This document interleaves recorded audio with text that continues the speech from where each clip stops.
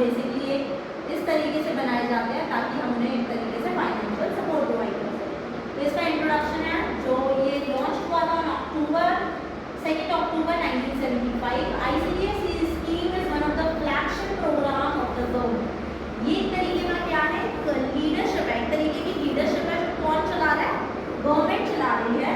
जो क्या है, एक तरीके का प्रोग्राम है जो लीड कर रही है गवर्नमेंट ऑफ इंडिया। किसकी गवर्नमेंट? इंडिया की government. And represent one of the world largest and unique program for early childhood and care development. तो बेसिकली एक ऐसा प्रोग्राम, एक ऐसा यूनिक प्रोग्राम है जो बच्चों के लिए और उनकी केयर अच्छे से प्रोवाइड करने के लिए, अगर हम केयर अच्छे से प्रोवाइड करेंगे तो उनकी ग्रोथ एंड डेवलपमेंट और अच्छा होगा। तो बेसिकली चिल्ड्रन के लिए ये प्रोग्राम आया था और उनकी हेल्थ को प्रमोट करने के लिए, प्रिवेंट करने के लिए, रिहैबिलिटेट करने के लिए, डेवलपमेंट के लिए, सारी सर्विसेज प्रोवाइड करने के लिए, न्यूट्रिशन सर्विसेज प्रोवाइड करने के लिए ये प्रोग्राम चालू हुआ। तो ये एक तरीके का यूनिक प्रोग्राम है। तो हम देखते हैं दोबारा से, ये क्या है, लॉन्च हुआ था 2 अक्टूबर 1975। ये हमारे गवर्नमेंट के अंदर आता है, फ्लैगशिप प्रोग्राम है गवर्नमेंट ऑफ इंडिया। ये रिप्रेजेंट करता है world largest and unique program for early childhood and care and development. तो बेसिकली ये अर्ली चाइल्डहुड और केयर डेवलपमेंट के लिए प्रोग्राम बनाया गया था और गवर्नमेंट का ये एक यूनिक प्रोग्राम है। तो these children are the future human resource of the country. तो बेसिकली ये क्या है, चिल्ड्रंस क्या होते हैं, फ्यूचर है, आने वाला कल है, जो हमारे आने वाले टाइम पर क्या करने वाले हैं, एक तरीके का एक ह्यूमन रिसोर्स है जो आगे के लिए बेनिफिशियल है, हमारे आगे के फर्दर ग्रोथ के लिए, आगे के फर्दर नीड्स के लिए हमें क्या चाहिए, ह्यूमन रिसोर्स की जरूरत पड़ती है। और वो ह्यूमन रिसोर्सेज कौन है, चिल्ड्रन। तो the children are the future, जो बच्चे हैं वो फ्यूचर है। तो उनकी केयर, उनका डेवलपमेंट, उनका ग्रोथ, वो सारी चीज़ें तभी मैनेज होंगी जब प्रॉपरली उन्हें सारी रिसोर्सेज और उनकी नीड्स को फुलफिल किया जाएगा, उनकी ग्रोथ, उनकी हेल्थ पर ध्यान रखा जाएगा। तो बेसिकली ये प्रोग्राम चिल्ड्रन के लिए होता है जो क्या है, resource as a human resource for our country. Ministry of women and the child development and production of children. तो मिनिस्ट्री ऑफ वुमेन, जो हमारी मिनिस्ट्री ऑफ वुमेन है, उसके अंदर भी क्या बेसिकली डेवलपमेंट करने का काम करता है, उनकी प्रोटेक्शन के लिए वर्क करता है of children, basically development and for the protection. Next आता है, ये फोकस किस पे करता है, basically 0 to 6 years of children. ये बेसिकली किसके लिए फोकस्ड है, चिल्ड्रन के लिए। हमने पहली बात की थी, जो कितने साल के हैं, 0 से लेके 6 साल के बच्चों के लिए फोकस करता है। प्रेग्नेंट वुमेन और the lactating mother, means pregnant women में हमारे तीनों आ जाएंगे, एंटीनेटल, प्रीनेटल और the postnatal mothers. Next, women between ages of 16 to 44। 16 to 44 इसलिए क्योंकि ये क्या होती है, ये एक एडोलेसेंट एज है, एक टीनेजर एज है, जिसके अंदर बेसिकली एडोलेसेंट एज को क्यों लिया जाता है, क्योंकि इसमें बहुत सारी जो गर्ल्स होती हैं उन्हें बहुत at the time of puberty changes देखने को मिलते हैं। उस टाइम पर एक वुमेन को, एक गर्ल को एक प्रॉपरली क्या चाहिए होता है, नरिशमेंट चाहिए होता है, उनकी बॉडी के लिए एक तरीके से केयर चाहिए होती है। उस टाइम पर अगर वो नहीं होती है तो उनकी जो मोर्टेलिटी रेट है वो देखने को ज़्यादा मिलती है for the hormonal changes in तरीके से, और उनको बहुत सारी डिसीज कंडीशन देखने को मिलती है उस टाइम पर।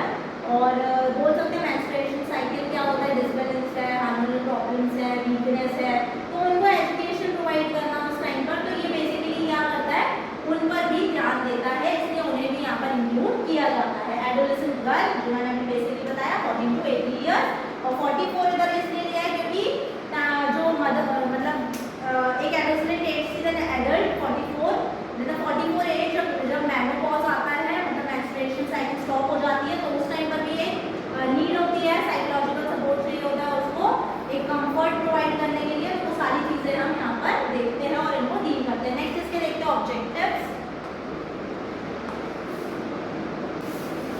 सो नेक्स्ट देखते हैं इसके ऑब्जेक्टिव्स। ये क्या करता है, इम्प्रूव करता है न्यूट्रिशन हेल्थ स्टेटस। तो हमने बेसिकली बात की थी, जो हम चिल्ड्रन को केयर प्रोवाइड कर रहे हैं तो बेसिकली उसकी हेल्थ और केयर और उसको डेवलपमेंट कर रहा है। तो वो डेवलपमेंट न्यूट्रिशन के बिना तो हो नहीं सकता, तो हमें क्या करना है, न्यूट्रिशन हेल्थ स्टेटस को क्या करना है, इम्प्रूव करना है, अच्छा बनाना है। मतलब जो 6 महीने तक का बच्चा होता है उसको ब्रेस्ट फीडिंग के लिए क्या करना है, मदर को क्या करना है, प्रमोट करना है कि आपको ब्रेस्ट फीडिंग ही करानी है बच्चे को। उसके बाद आप क्या कर सकते हैं, सप्लीमेंट्री फूड दे सकते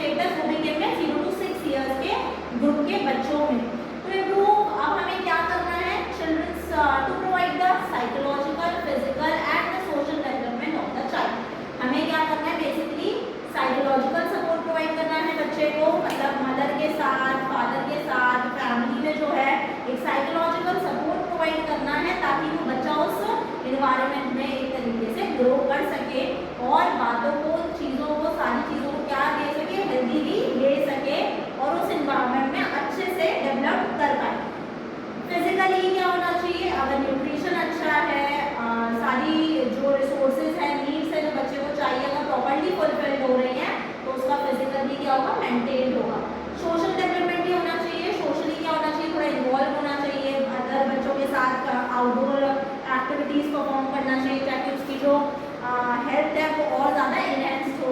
तो वो सारी चीज़ें भी क्या करनी है, यहाँ पर प्रमोट करनी है। एक तरीके से सोशल इन्वायरमेंट में भी उसको क्या करवाना है, रहना बताना है, इस तरीके से रहना है। तो ये अगर डेवलपमेंट होगा तो प्रॉपर्ली उसकी हेल्थ क्या हो जाएगी, मेंटेन हो जाएगी और ग्रोथ एंड डेवलपमेंट प्रॉपर्ली होगी। नेक्स्ट होता है रिड्यूस करना है इंसिडेंस रेट ऑफ मोर्टेलिटी, मतलब जो डेथ रेट बच्चों में देखी जाती है चिल्ड्रंस के अंदर, उनको क्या करना है, रिड्यूस करना है। वो किसी की भी वजह से हो सकती है, अगर हमारा साइकोलॉजिकल, फिजिकल और सोशल डेवलपमेंट अच्छा नहीं है तो बच्चे को कोई डिसीज कंडीशन हो सकती है, न्यूट्रिशन सप्लीमेंट अच्छा नहीं है तो कोई डेफिशिएंसी हो सकती है। तो वो सारी चीज़ों को क्या करना है, रिड्यूस करना है। Achieve effective coordination of policy, health care professionals जो होते हैं अगर वो कोऑर्डिनेशन करके वर्क कर रहे हैं, पॉलिसीज के रिगार्डिंग वर्क कर रहे हैं, तो वो प्रमोट कर सकते हैं बच्चे की हेल्थ को, उनके केयर, उनके डेवलपमेंट को और उनको प्रमोट करने के लिए। तो वो जो कोऑर्डिनेशन होना चाहिए अकॉर्डिंग टू पॉलिसीज, जो पॉलिसीज बनाई गई है गवर्नमेंट के द्वारा ICDS के अंदर, स्कीम के अंदर, वो सारी क्या होनी चाहिए, इफेक्टिव कोऑर्डिनेशन के साथ वर्क करनी चाहिए। मीन्स इनलिस्ट करने की ये पहले करना है, ये पहले करना है, सारी चीज़ों को इनलिस्ट करना है। पहली नीड क्या है, पहली रिक्वायरमेंट क्या है, उसके रिगार्डिंग ही हमें क्या करना है, वो सारी चीज़ें देनी है।